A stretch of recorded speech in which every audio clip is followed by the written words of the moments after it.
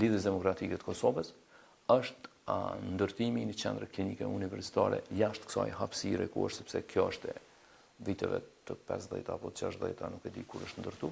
Ndërtimi i një qendre klinike universitare të re, funksionale, moderne, që do të ofrojë shërbime për gjithë qytetarët e Republikës Kosovës, e një ndërlidhshmëri në mes të klinikave, sepse një qendër klinike universitare e shpërbëme sot, si është prej një klinike në klinikën tjetër, duhet me vendos pacientin në shtrat e me bëhet gjatë rrugës, apo nëse ka autoambulancë me vendos në autoambulancë, prej një klinike me dërgu në klinikën tjetër për me realizu një procedurë.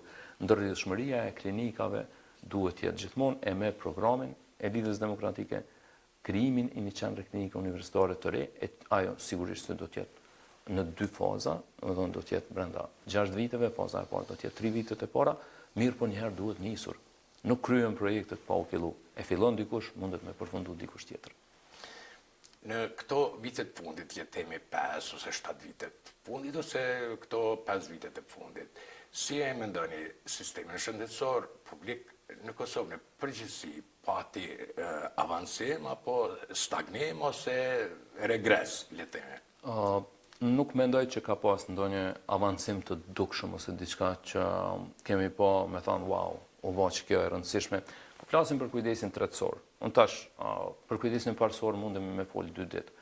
Për shkak se qëllimi im edhe vetë vullneti për me u angazhu në këtë nivel është që atë çka kemi bërë me ekipin tim në kujdesin parësor në Kryqëzet e para, edhe pse edhe në qytetet tjera ka një sistem të kujdesit parësor të mirëfillt dhe të ndërtuar mirë po mendoj që të krijojmë një standard të njëjtë ose edhe më të mirë në të gjitha qytetet e Kosovës, fillimisht për kujdesin parësor. Nëse nuk kemi një kujdes parësor të shëndosh, funksional dhe profesional, nuk do të ketë dytësor e tretësor funksional. Të marrë parasysh se 80% e pacientëve trajtohen në kujdesin parësor. Vetëm 20, sipas hulumtimit, referimi nga kujdesi parësor, hulumtim statistikor brenda 6 muajve, vetëm 16% i dërgojmë në kujdesin tretësor. Sepse kemi pas ankesa shpesh prej kujdesit tretësor na myten pacientat e Prishtinës. Jo. Pacientat e Prishtinës mundin me shku direkt në kujdesin tretësor, po jo ata që kalojnë për kujdesin parësor. Statistikisht vetëm 16% ngarkohet qendra klinike universitare prej kryeqytetit. Dhe kjo që kemi bën kryeqytet mendoj me pas në gjitha qytetet.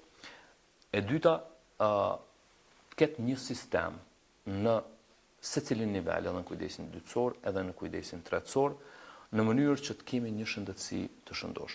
Pse po them që nuk është bën ku me diçka, unë shëndetësinë e kam pa brenda këtyre viteve, sepse nuk ka qenë njëna prej top prioriteteve asnjëherë në asnjë qeverie.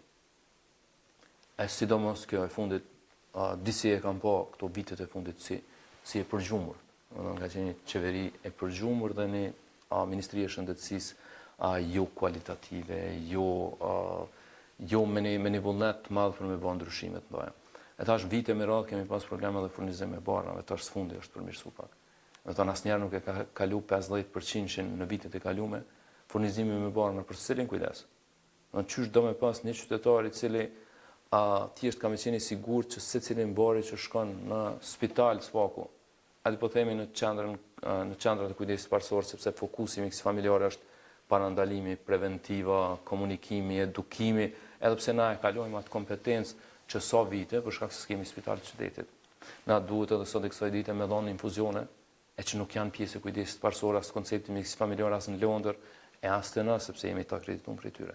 Mirë po duhet me te i kalu, sepse s'mundemi secilin pacient që ka nevojë me çu me shtrin spital, sepse s'kem kujdes dytësor. Kur të kemi kujdes dytësor, ta ndërtojmë spitalin, atëherë do të